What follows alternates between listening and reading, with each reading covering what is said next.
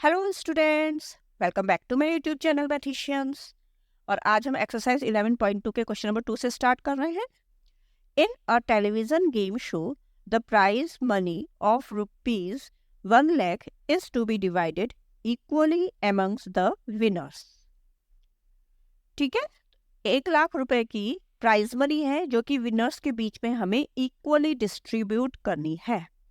ठीक है, complete the following table and find whether the prize money given to an individual winner is directly or inversely proportional to the number of winners. तो देखिए नीचे table दी गई है, इसमें हमें देख के बताना है कि जो प्राइज मनी डिस्ट्रीब्यूट की गई है वो डायरेक्टली या इनवर्सली प्रोपोर्शनल है। तो देखिए नंबर ऑफ विनर्स 1 है, अगर एक रहता है तो उसी को पूरी प्राइज मनी मिलेगी, तो 1 लाख रुपीज पूरे उसे मिलेंगे। अगर मान लीजिए नंबर ऑफ विनर्स 2 है, तो यहाँ देखिए ऑलरेडी गिवन है कि दोनों के बीच में उनको हमें डिवाइड करना है इक्वली, तो 50,000 एक को मिलेंगे और 50,000 दूसरे को मिलेंगे। ठीक है, तो इट मीन्स ये क्या हो रही है, घट रही है। अगर 4 हो जाएंगे तो और घट जाएगी। तो इसका मतलब क्या है कि ये इनवर्सली प्रोपोर्शनल का ही क्वेश्चन है। क्लियर? तो हम यहाँ पे क्या लिखेंगे, सबसे पहले तो ये बताना है हमें कि ये इनवर्सली प्रोपोर्शनल का क्वेश्चन है। तो यहाँ पे लिखेंगे हेयर, देखिए जो सॉल्यूशन लिखेंगे, मैं आपको जो सॉल्यूशन नोटबुक में आपको लिखना है वो बताती हूँ। ठीक है ना, हेयर द, हमें इन दोनों को ही लिखना है। Here the number of winners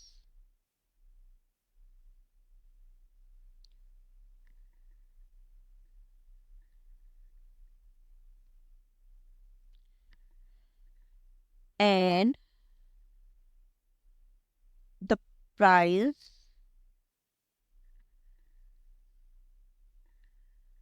money are inversely proportional। ठीक है, देखने से ही पता चल रहा है जो दो इन्होंने हमें दिए हैं। ठीक है, और आगे भी हम आइडिया लगा रहे हैं कि 4 होंगे तो और कम हो जाएगी, 5 होंगे तो और भी कम हो जाएगी। ठीक है, इट मीन्स जैसे जैसे नंबर ऑफ विनर्स बढ़ रहे हैं प्राइज मनी घटती चली जा रही है।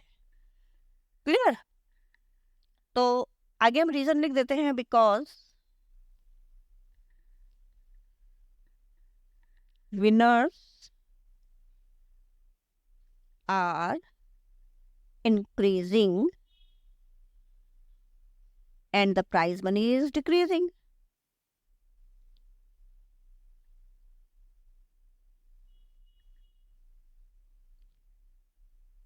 यहां तक हो गया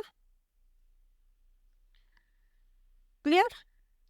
अब हम क्या करते हैं, हमने एक पार्ट का आंसर दे दिया जब हमें ये बताना था कि ये डायरेक्टली प्रोपोर्शनल है या इनवर्सली प्रोपोर्शनल है। इसका आंसर हमने दे दिया। अब हमें करना है कंप्लीट द फॉलोइंग टेबल। अब हमें इस टेबल को कंप्लीट करना है। तो देखिए अब 4 number of winners equals to 4, prize money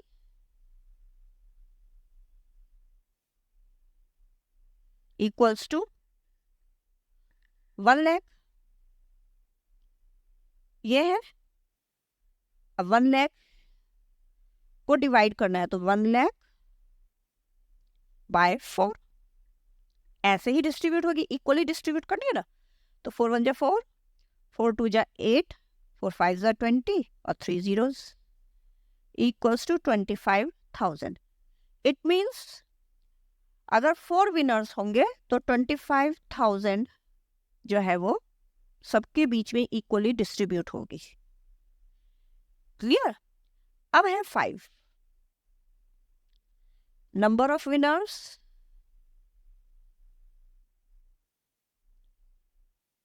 5 prize money equals to total जो हमारे पास टोटल है ना उसी में से डिवाइड करेंगे, तो 1 लाख बाय 5, तो ये 20,000 हो जाएगा। 5 2 जा 10, 0, तो तब हो जाएगी 20,000। ठीक है, तो हम यहाँ पे लिख देंगे 20,000। अब है 8। ठीक है, तो अब हम लिखेंगे 8। Number of winners equals to 8। तो देयरफॉर 1 लाख बाय 8। ठीक है, तो 8 से कट करते हैं, 8 1 जा 8, 20 है ना, 8 2 जा 16। ठीक है, और 8 5 जा 40, 0 0 मीन्स 12,500। अगर 8 विनर्स हो गए तो 12,500 हमें डिस्ट्रीब्यूट करने पड़ेंगे। क्लियर? तो यहाँ पे लिखेंगे हम 12,500। नेक्स्ट है नंबर ऑफ विनर्स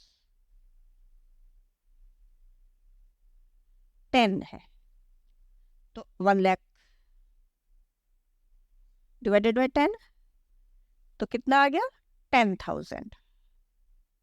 यहाँ पे 12,500। ठीक है, तो यहाँ लिख देंगे हम 10,000 और 20 अगर विनर्स है तो 5,000। कैलकुलेट कर लेते हैं। नंबर ऑफ विनर्स 20 है अगर, तो 1 लाख को हम 20 से डिवाइड करेंगे, तो 0 से 0 2, 5 जा 10 और 1 2 3 मीन्स तब सबके हाथ में 5,000 रुपीज आएंगे। ठीक है, तो यहाँ हम लिख लेंगे 5,000। तो इस तरह से हमारी टेबल कंप्लीट हो गई और पता भी चल गया कि जैसे जैसे विनर्स बढ़ रहे हैं हमारी प्राइस मनी घटती चली जा रही है। Clear? Now question number 3 is Rahman is making a wheel using spokes. He wants to fix equal spokes in such a way that the angles between any pair of consecutive spokes are equal. Help him by completing the following table. ठीक है, रहमान जो है wheel बना रहा है spokes का use करके, वो फिक्स करना चाहता है स्पोक्स को इस तरह से कि इक्वल रहे उसका डिस्टेंस, ताकि जो एंगल्स जो फॉर्म हो बने, जो कोई भी पेयर ऑफ कंसेक्यूटिव स्पोक्स है वो इक्वल पेयर रहे, सॉरी इक्वल एंगल रहे। ठीक है, उनके बीच का जो एंगल बन रहा है वो इक्वल बने, मीन्स इससे इसके बीच में इक्वल एंगल बने, इससे इसके बीच में जो एंगल बने वो इक्वल बने, इससे इसके बीच में जो एंगल बने वो इक्वल बने। ठीक है, help him by completing the following table. हमें ये टेबल दी गई है, इसको कंप्लीट करना है। ठीक है, और आगे हमें बताना है। क्लियर? तो चलिए पहले हम इस टेबल को ही कंप्लीट कर लेते हैं।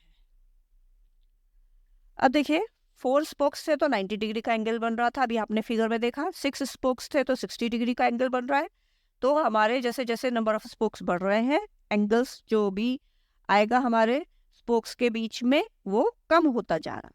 ठीक है, तो अब 8 अगर स्पोक्स लगाते हैं तो कितने डिग्री का एंगल बनेगा वो हम देख लेते हैं।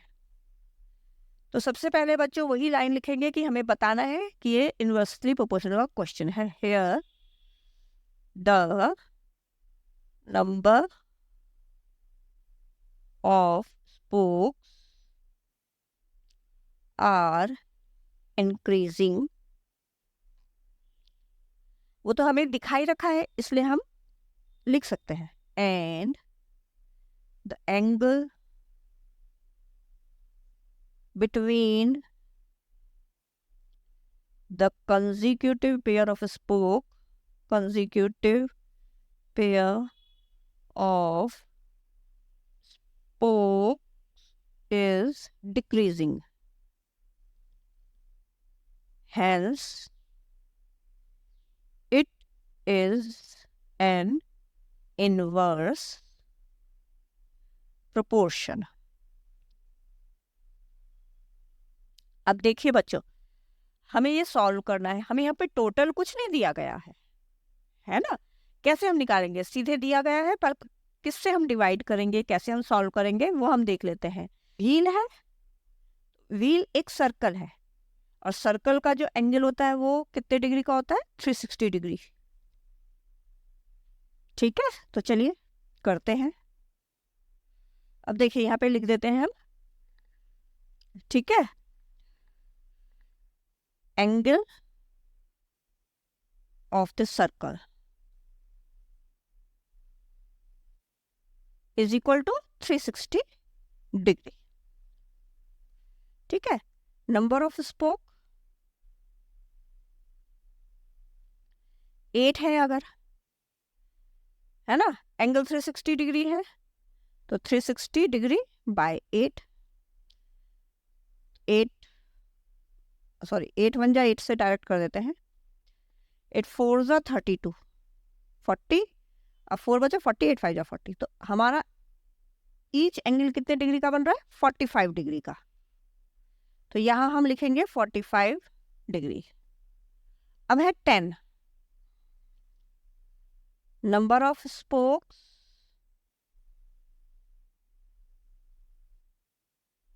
अगर 10 है तो 360 बाय 10 36 डिग्री का एंगल बनेगा। क्लियर? यहां हम लिख लेंगे 36 डिग्री, और 12 है अगर, नंबर ऑफ स्पोक्स 12 है अगर, तो 360 बाय 12, 12 3 जा 36, 0, तो 30 डिग्री का एंगल बनेगा। ठीक है, यहाँ आ जाएगा 30 डिग्री। ये टेबल हमने कंप्लीट कर लिया है। ठीक है, और देख लीजिए यहाँ पे भी जैसे जैसे नंबर ऑफ स्पोक्स बढ़ रहे हैं हमारे एंगल्स घटते चले जा रहे हैं। तो ये इनवर्स प्रोपोर्शनल का क्वेश्चन है। क्लियर? अब फर्स्ट पार्ट ये था कि are the number of spokes and the angles formed between the pair of consecutive spokes is inverse proportional. तो इसका आंसर आ जाएगा यस। ठीक है, अब देखते हैं इसका second part. Calculate the angle between a pair of consecutive spokes on a wheel with 15 spokes. अगर 15 स्पोक्स लगे हुए हैं, ठीक है, तब तब क्या होगा? तो हम again number of spokes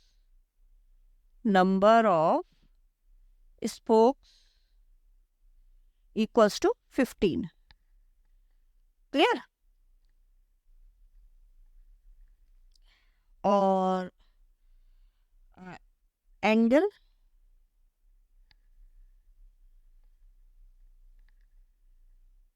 of the center of circle equals to 360 degree. ठीक है, therefore 360 by 15।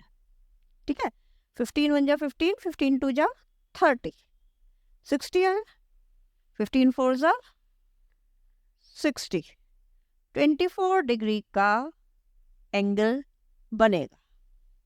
ठीक है, therefore, है ना, the angle between a pair of consecutive spokes on a wheel with 15 spoke equals to 24 degree. ये answer आ जाएगा। अब इसका है एक और third part. How many spokes would be needed if the angle between a pair of consecutive spoke is 40 degree. अब यहाँ देखिए डिग्री दे रखे हैं, हमें स्पोक बताने हैं। स्पोक्स कितने लगेंगे? इससे अर्लियर क्वेश्चन में स्पोक्स दिए गए थे, डिग्रीज बतानी थी। ठीक है, तब आप क्या करेंगे, है ना, तो उसका भी एक सॉल्यूशन है। अब यहाँ पे है कि एंगल बिटवीन जो गिवन है वो लिख लेते हैं, अ पेयर ऑफ consecutive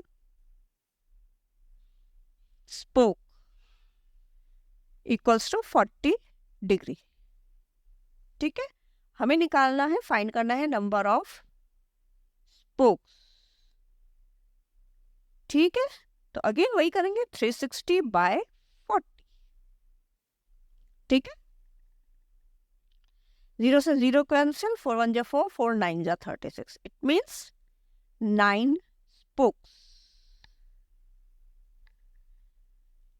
तो number of spokes is equal to 9। बस ये आंसर आ जाएगा आपका।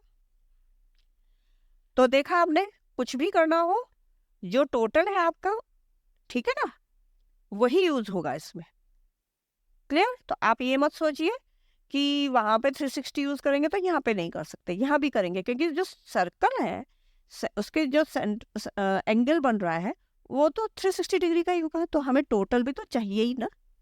ठीक है बच्चों, तो चलिए आगे क्वेश्चन नेक्स्ट वीडियो में करते हैं।